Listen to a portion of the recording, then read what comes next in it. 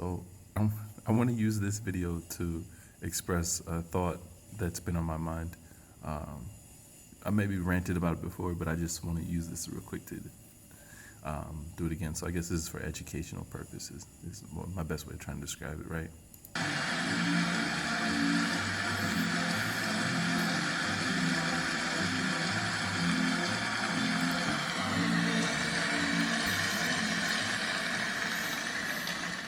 Good evening. I grew up in South Africa. That's where I still live. I enjoy it. Grew up there during a time known as apartheid.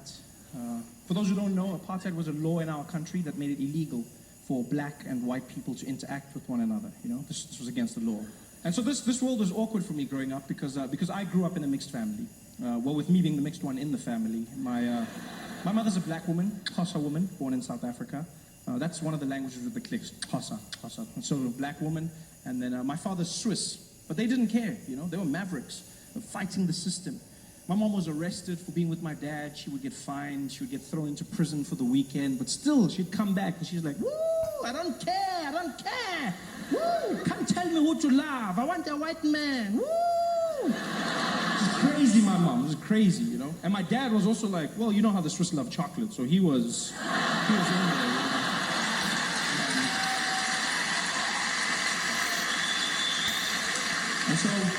And so they got together and they had me, which was illegal. So I was born a crime, which is something I don't think they ever thought through, because as a family we couldn't live together, you know? Like in the streets we couldn't even be seen together.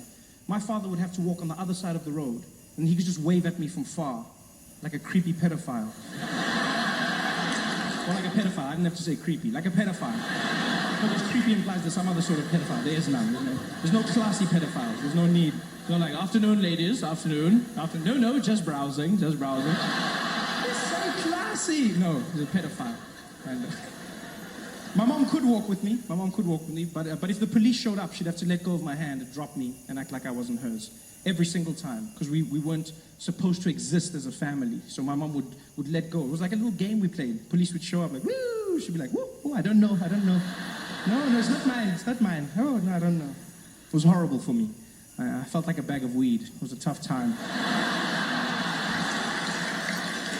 And the downside of being light was that being light, I was different. People mocked me, gave me names like mixed breed, half caste. I hate that term, half. Why half? Why not double? Or twice as nice? I don't know. People give you weird names. I just wanted a cool name, you know? I wanted to be black, to be honest. That's all I ever wanted. Especially since one day growing up, I met an American. And he was shocked that in South Africa we had all these titles. And he said to me, well, you know, Trevor, if you go out to America, they'll label you as black. I said, really? He was like, oh, hell yeah. Yeah, buddy, everybody's black out there, yeah. You'd be super black. Oh, well, that sounds good to me. Super black. Yeah. And I made a choice. Like, first chance I get, I go out to America, I'm going to get a piece of that black. And I did, boarded a flight. It was an 18-hour journey, Johannesburg to New York. I didn't sleep a wink. I just sat there in my chair like a madman, watching every single black American movie I could find. Just sitting there going crazy, practicing like, yeah, you know what I mean, yeah. King Kong ain't got shit on me, yeah. Sorry? Oh, the chicken, please, the chicken, thank you. That's fine, thank you. Yeah, put it in your mouth, yeah. 18 hours of flying, 18 hours of practice. I landed in New York and I was fluent in my black American. For shizzle my nizzle. Everything.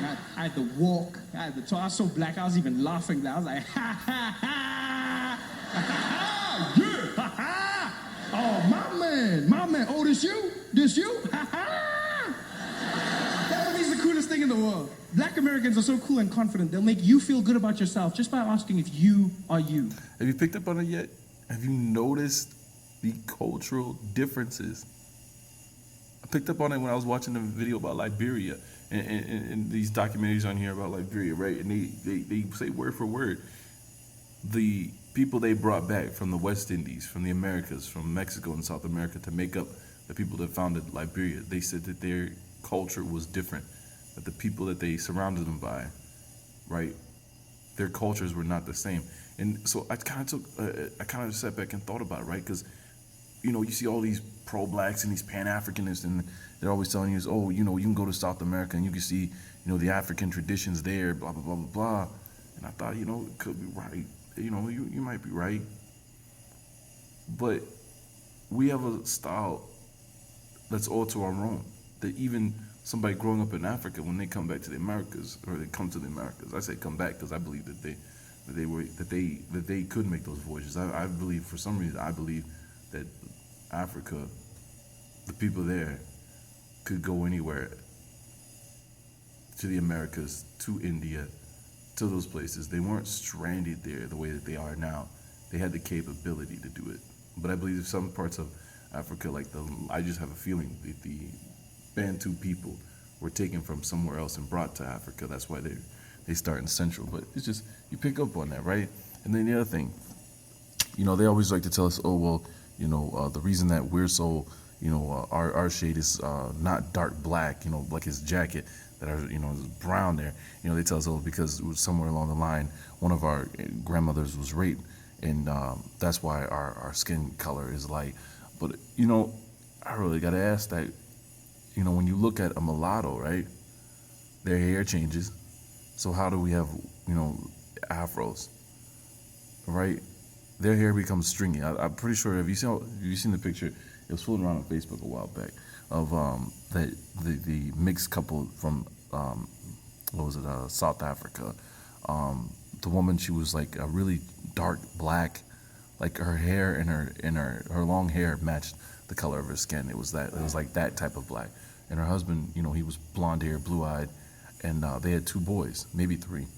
And the boys were a little bit darker than he was, but they were like a mulatto looking, like a caramel looking, right?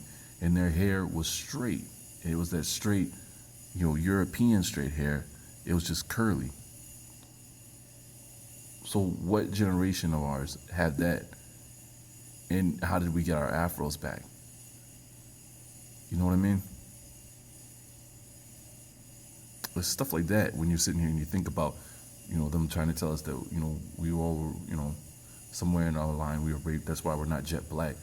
Because you sit back and think about the people in Fiji, and you think about the people in Papua New Guinea. How many of them were raped by the white European then?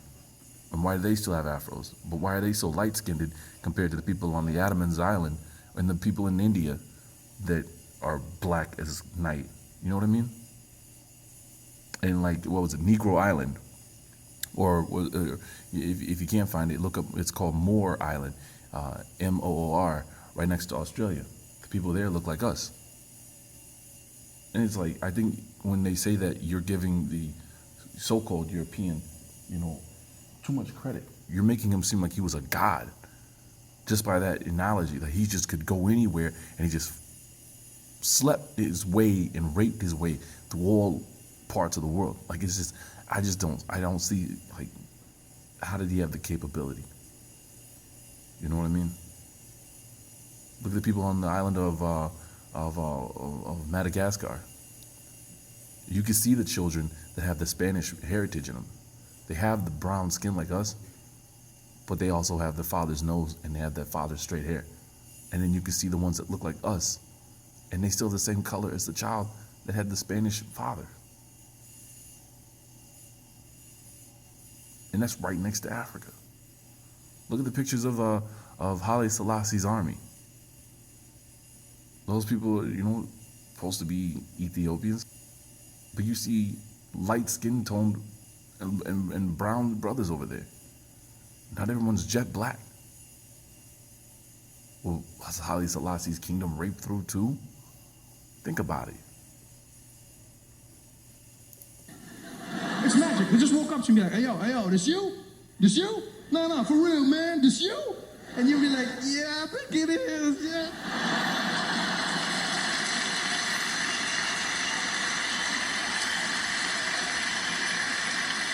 And I was that black.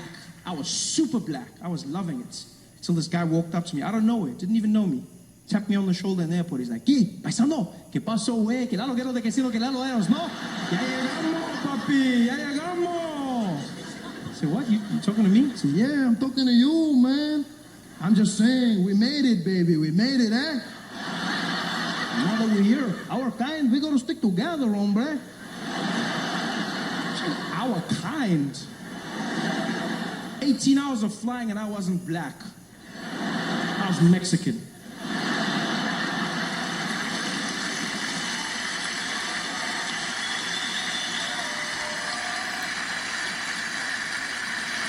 Mexican.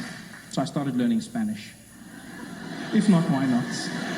And then I've also started learning German. I learned German to connect with my father. Lost contact with him for many years because of apartheid.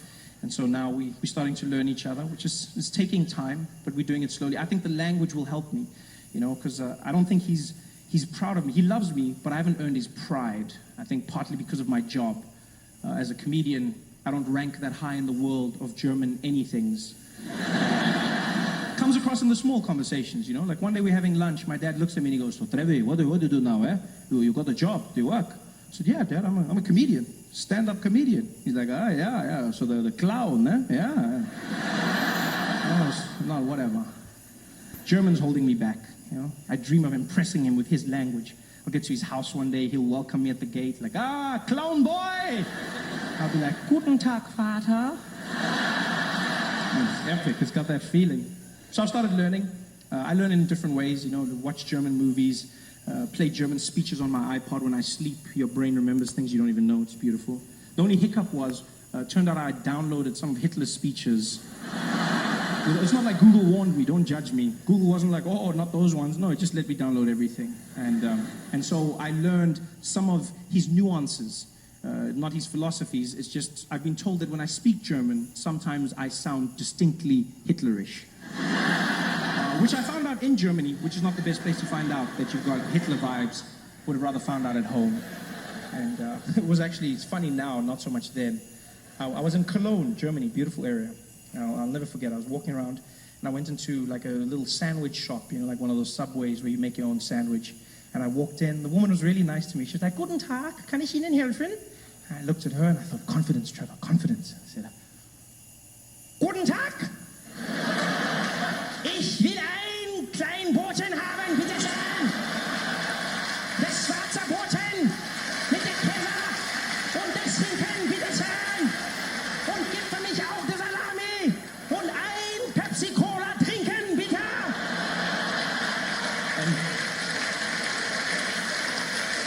And she shut herself. I'll never forget the look in her face. She went pale. She looked me straight in the eye and she said, "Der schwarze Hitler," which means the black Hitler. I was so happy. Yeah, but she said Hitler, but at least she said I was black. You guys look fantastic.